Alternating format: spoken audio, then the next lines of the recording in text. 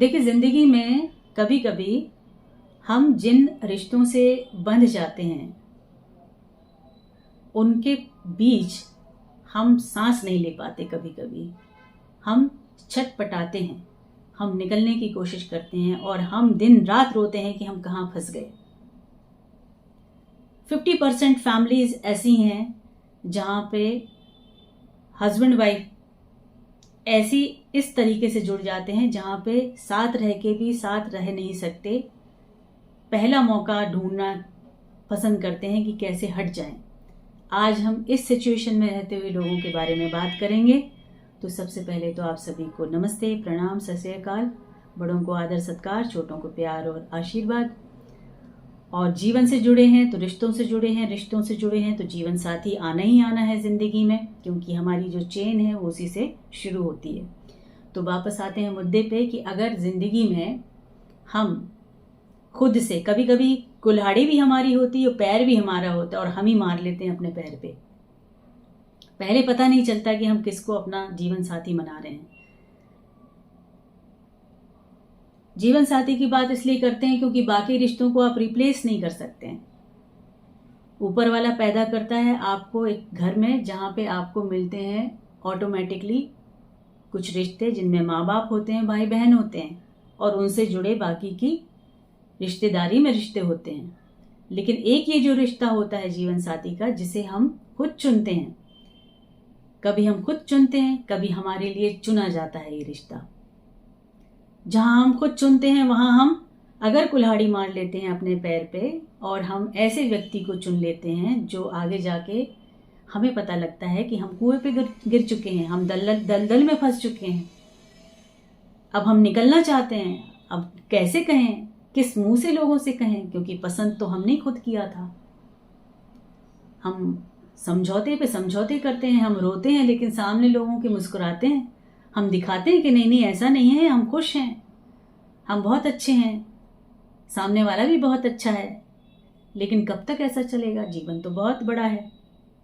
और इसी तरह जब घर वाले चुन लेते हैं अपनी बेटी के लिए, अपने बेटे के लिए कोई ऐसा रिश्ता, सोच समझ के, देखभाल के, सारे इट्स एंड बट्स देख के, कंडीशन अप्लाई करके, और उसके बाद वो जीवन साथी का रिश्ता ऐसा मिल जाता है जहां पे सब देखने के बाद भी आप टॉर्चर हो रहे होते हैं, तो वहां क्या करें, किससे कहें? तो ये जो चीज होती है ना, ये जिंदगी में अगर आप देखें चारों तरफ तो 50% लोग इस सिचुएशन से जूझ रहे होते हैं। सबको अपनी पसंद के लोग मिलके भी आगे जाके बदले हुए नजर आते हैं, खुश होना भूल जाते हैं, कंप्रोमाइजेस करते हैं, दुखी होते हैं, रोते हैं, बट निकल नहीं पाते। क्यों नहीं निकल पाते? दो कारण है। अगर फैमिली ने चुना है आपके लिए रिश्ता तो आप रोना रो सकते हैं, आप कह सकते हैं कैसा आपने हमारे लिए जीवन साथी चुना है। आप सारा जो भी आपके दिमाग में भरा हुआ है वो सब अपने पेरेंट्स के ऊपर, भाई बहन के ऊपर उड़ेल सकते हैं कि हमें नहीं रहना है। लेकिन अगर वहाँ के लोग इस परिस्थिति में नहीं हैं कि आपको संभाल पाएं, आपको वापस ले पाएं, आपको वहाँ से हटा के आपकी वापसी हो पाए, अगर वो ऐसे नहीं है तो क्या करेंगे? तो आपको बिल्कुल वैसे ही जीना पड़ेगा और आप फिर रोते हुए जीते रहेंगे। और अगर कुल्हाड़ी हमने अपने पैर पे ही खुद ही मारी है तो वहां तो दूसरी ही बात है। वहां तो हम कह भी नहीं सकते, अपने पेरेंट्स को भी नहीं सुना सकते हैं कि आपने हमारे लिए किया है, क्योंकि हमने जो किया हमने खुद ही किया है। तो दोनों ही कंडीशन में कौन झेलेगा? हम खुद झेलेंगे और 50% लोग झेलते हैं। लेकिन क्या होता है, दुखी रह के, रो के, एंग्जाइटी पाल के, परेशानियां लेके डॉक्टर के पास जाना शुरू कर देते हैं, नींद नहीं आ रही होती है, टेंशन में होते हैं, बच्चों के साथ अच्छे से नहीं जी पाते, अपने रिश्ते अच्छे से नहीं निभा पाते, सब एक ही चीज पे मुद्दा बना लेते हैं कि हमको क्या हो गया, क्यों हमने ऐसे रिश्ते से अपना बंधन बांधा। लेकिन जब आप देख लें, समझ लें, आज मैं सलाह देना चाहती हूँ कि देखिए क्या होता है कि एक तो सब परफेक्शनिस्ट नहीं होते, सब सुखी नहीं हो सकते हैं, सब में सारी क्वालिटीज नहीं हो सकती हैं। हम सभी को कंप्रोमाइज करना पड़ता है। आप सोच के देखें, क्या हम अपने माँ बाप के साथ कंप्रोमाइज़ नहीं कर सकते? करते हैं ना, उनके साथ भी करते हैं, लेकिन वो हमें दुख नहीं देता है।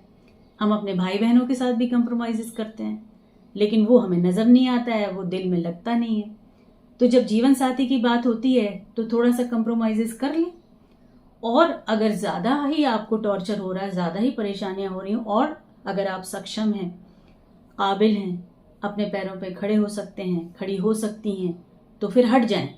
लेकिन बच्चे होने से पहले, बच्चे होने के बाद बच्चों को टॉर्चर नहीं देना है कि हमारे मम्मी पापा अलग हो गए हैं, उन्होंने डिवोर्स ले लिया है, अब हम किसके पास रहेंगे। आप सोचो, आप बच्चों को क्यों इस झंझट में डालेंगे? तो 3 साल के अंदर डिसाइड करें कि आप रहना चाहते हैं कि नहीं रहना चाहते। नहीं रहना चाहते तो पहले हट जाइए। और अगर आपके बच्चे हो गए हैं तो प्लीज़ प्लीज़ उनके लिए सोचें।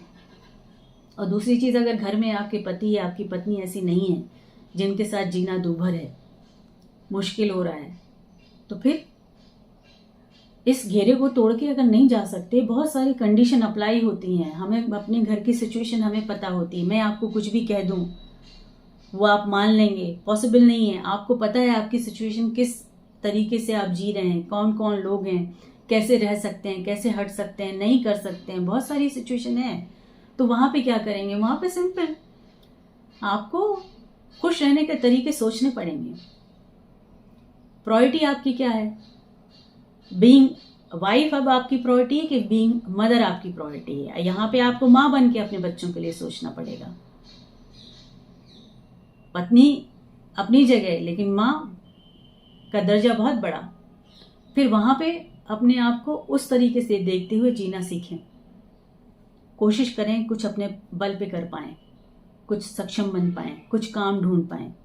काम ढूंढने का मतलब हो सकता है कि आपके घर में सब कुछ हो, आपको इस सब की ज़रूरत नहीं हो, फिर भी आप कुछ करें, कुछ सोचें। उससे फ़ायदा ये होगा कि जब आप कुछ काम करते हैं, अपनी हॉबी क्रिएट करते हैं, जिससे थोड़ा अर्न करते हैं, तो फ़ायदा सिर्फ एक ही होता है। पैसे का तो फ़ायदा बाद की बात है।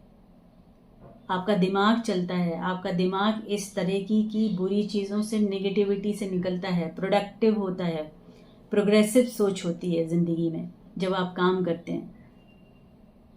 तो कोई कहे कि काम करने की ज़रूरत नहीं है, घर में सब कुछ है, फिर भी करिए काम। कुछ भी करिए, घर से करिए चाहे बाहर से करिए, अपना दिमाग बदलिए। बिजी होना बहुत ज़रूरी है। बाहर कुछ कामों में बिजी होंगे तो घर के इन छोटी छोटी लड़ाइयों से, तानों से, उलाहनों से, दुख से थोड़ा सा दूर होंगे। हर चीज़ तोड़ के नहीं जी जा सकती है, हल्का सा जोड़ लीजिए। अगर तोड़ने की नौबत आ रही है कि सब चीज़ें कांच की तरह बिखर जाएंगी, तो फ़ायदा क्या? बहुत आसान नहीं होता है हट के भी पूरी तरह अच्छी तरह से जीना। बहुत 10% लोग होते हैं जो इस तरह से जी पाते हैं, बाकी सबको बहुत बहुत झेलना पड़ता है।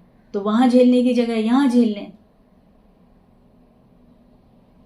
कांच की तरह तोड़े ना, टुकड़े को थोड़ा जोड़ लें। दरार रहेगी, रहने दीजिए। तोड़ के भी दुखी होने वाले हैं और हल्का सा जोड़ के दरार रहे तो भी दुखी होने वाले हैं। तो कम टूटने पर जुड़ी हुई दरार से जीने में ज़्यादा बेहतर है, बजाय आप आंखें बंद करके किसी बाहर की जगह कूद जाएं, किसी ऐसे व्यक्ति से जुड़ जाएं या किसी एक ऐसी औरत से जुड़ जाएं जो आपकी पूरी जिंदगी को तहस नहस कर दे। सुख पाने के लिए बाहर खिड़की से मत झांकिए, सुख पाने के लिए बाहर के रिश्तों में मत जुड़िए। बहुत मैनिपुलेशन है बाहर, कौन कैसा है मालूम नहीं। तो अपनी परिस्थिति को पहचानिए। कंप्रोमाइज़ सबको करने पड़ते हैं, थोड़े से कर लीजिए। खुद को काबिल बनाइए, सक्षम बनाइए, दिमाग लगाइए। रोना, एंजाइटी, रात में ना सोना, टेंशन लेना, गुस्सा करना, नींद ना आना, लड़ाई करना, सब किनारे कर दीजिए। अपने जीवन को जिए। आपका जीवन आपका अपना है। हम अकेले आते हैं, अकेले जाते हैं। सबसे पहली बात, मुद्दे की ये लकीर है मोटी, ये खींच लीजिए दिमाग में कि अकेले आए हैं, अकेले जाना है। तो सबसे पहले खुद की खुशी अच्छे से जीना है, अपनों के साथ अच्छे से जीना है, अच्छा जीवन बिताना है और खुश रहना है बिना बीमारियों के। ये हमारी प्रायोरिटी होनी चाहिए। तो आप कहाँ कैसे कर सकते हैं? कोशिश करिए, डरना नहीं है, भागना नहीं है, टूटना नहीं है, न मरने की सोचना है, न भागने की सोचना है, न कोई गलत स्टेप उठाना है। ठीक है, इस सेशन को यहाँ ख़त्म करते हैं। कोई आपको मन करे किसी विषय पर बात करने का, मैसेज करिए, मैं रिप्लाई करूँगी। किसी मुद्दे पर आप चाहते हैं कोई प्रश्न पूछना, लिखें, मैं उसका उत्तर ज़रूर दूंगी।